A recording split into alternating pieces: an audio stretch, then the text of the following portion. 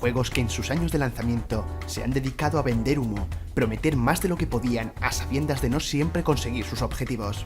No se trata de optimizaciones gráficas, sino de anunciarse características supuestamente revolucionarias que cambiarían la industria para siempre, para terminar víctimas de su propio hype. No por ello son necesariamente malos juegos, y de hecho en este reportaje encontraremos algunos buenos títulos, pero todos tienen un denominador común: quedaron lejos de las expectativas o no cumplieron lo prometido.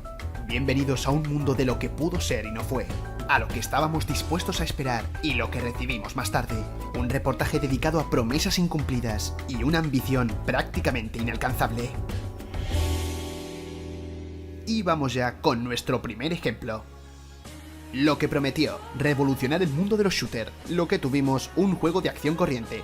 Daikatana se convirtió en uno de los ejemplos más famosos que aún hoy perdura de proyecto hypeado más de la cuenta. Era ambicioso, tuvo retrasos, se intentó hacer en menos tiempo que Quake y con muchos miembros novatos entre tanto famosillo. Finalmente se lanzaría casi 3 años más tarde de lo previsto, unas ventas que lo hicieron rentable sin más. La famosa leyenda de John Romero. Aprendimos que incluso los mejores creadores tienen algún traspiés. Lo que prometió, una aventura con tecnología puntera. Lo que tuvimos, un mal juego con bugs que tampoco sorprendió por sus gráficos. El famoso David Perry y su equipo se propusieron revolucionar la tecnología a principios de los 2000 con Mesía. Se anunció para consolas donde no llegó a salir, protagonizó una polémica entre la comunidad cristiana por el nombre del juego. Fue un sonado fracaso comercial con menos de 10.000 unidades vendidas en sus 3 primeros meses. Un gran vendehumos que prometió maximizar el detalle al modo ultra según las capacidades de tu ordenador. Nada de eso se vio. Lo que prometió, una ambiciosa aventura de ciencia ficción y lo que tuvimos, años de espera para un flojo RPG.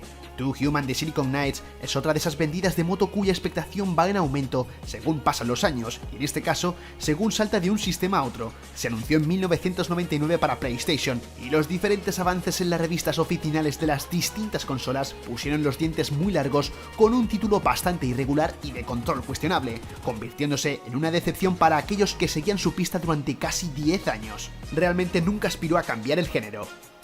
Lo que prometió, mucha más interacción con el mundo y una ambición desmedida. Lo que tuvimos, un Metal Gear Solid que pulió aspectos pero no cumplió la visión original. El cambio de generación siempre dispara la imaginación de los creadores, así que muchas veces la ambición se desmadra y se habla de elementos que luego simplemente no se pueden trasladar al juego. Cuando Hideo Kojima anunció Metal Gear Solid 4 para PlayStation 3, el juego llegó acompañado de muchas promesas. Se quería hacer mucho énfasis en la destrucción de edificios, en los escenarios de guerra, una superproducción que gustó a muchos fans, pero que quedó corta si lo comparamos con las primeras entrevistas del proyecto. La versión original iría 10 pasos por delante y ellos nos ofrecieron uno de ellos.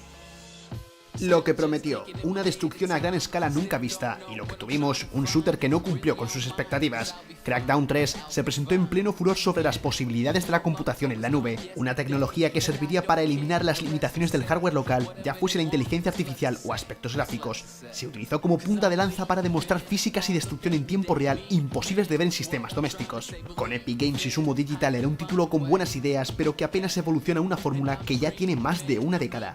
Lo que prometió, el infinito y más allá. Lo que tuvimos, un aburrido juego de supervivencia que tardó años en mejorar. El título independiente de Hello Games, anunciado como el juego de exploración, supervivencia, combate definitivo en un universo con 18 quintillones de planetas diferentes. Y en el fondo no dejaba de ser una mecánica vista en multitud de juegos. El problema es que el equipo de Sam Murray lo vendió de una manera tan exagerada, con trailers un poco engañosos y una escasez de contenido que dolió como una puñalada trapera. Esto es vender humo. Lo que prometió, obras maestras dignas de un genio. Lo que tuvimos, juegos que no cumplieron en el mejor de los casos, engañifas en otros. No podía faltar Peter Molyneux como personalidad vendehumos por excelencia. Si bien logró un prestigio durante sus primeros años y es responsable de grandes juegos como Populous o Fable, no es menos cierto que en su última etapa en Lionhead comenzó a ganarse una reputación de ser, por lo menos, demasiado entusiasta con la descripción de sus juegos, con metas imposibles o fantasiosas que una desarrolladora no podría conseguir. Tras Fable 3, dijo que estaba avergonzado del producto final y que no quería trabajar más con Microsoft, el polémico creador, querido y odiado casi a partes iguales. Lo que prometió, el futuro del videojuego. Lo que tuvimos, algunos títulos musicales y producciones intermedias. No se puede decir que Kinect fuese un fracaso, no lo fue desde el punto de vista comercial y tuvo un buen apoyo en los últimos años de Xbox 360. tuvo su momento y recibió bastante apoyo de juegos independientes, títulos de ritmo u orientados a un público más infantil, pero las grandes promesas de su presentación se apagaron rápido, y con el cambio de generación, el accesorio fue olvidado. Adiós a la cámara con reconocimiento de gestos y detección de profundidad.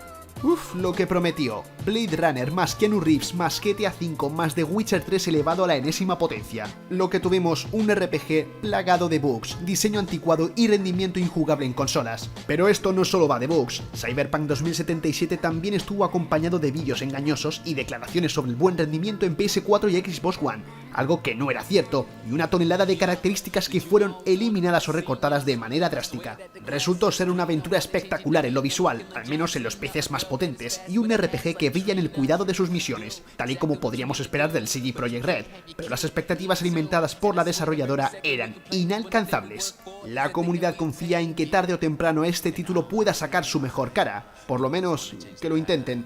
Lo que prometió, la secuela directa de Aliens. Lo que tuvimos, un shooter con xenomorfos estúpidos. Cuando Gearbox Software anunció una secuela de Aliens con campaña, cooperativo y multijugador, los fans de la saga cinematográfica esperaban ese juego definitivo con la licencia. Por suerte llegaría un poco después, de la mano de Creative Assembly.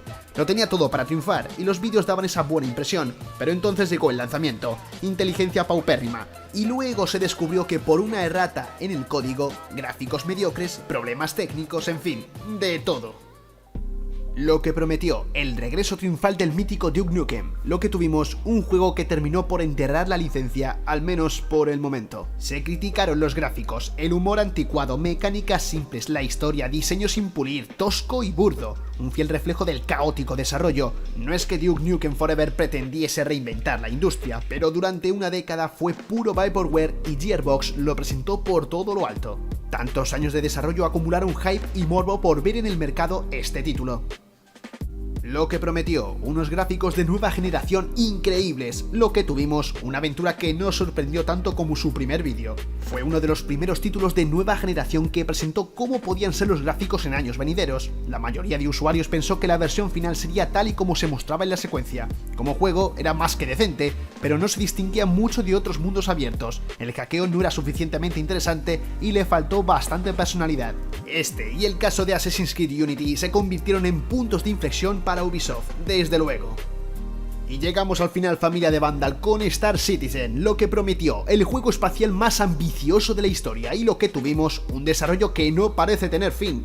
Este ambicioso proyecto de Cloud Imperium Games sigue en desarrollo, pero ese es precisamente su problema, desde 2010, retrasos año tras año, y promete revolucionar el género, si es que alguna vez está completamente terminado. ¿Lo veremos materializado algún día? ¿Y cuando lo haga será tan especial como se prometió? ¿O simplemente será otro de los grandes títulos vendehumos que os hemos mostrado aquí?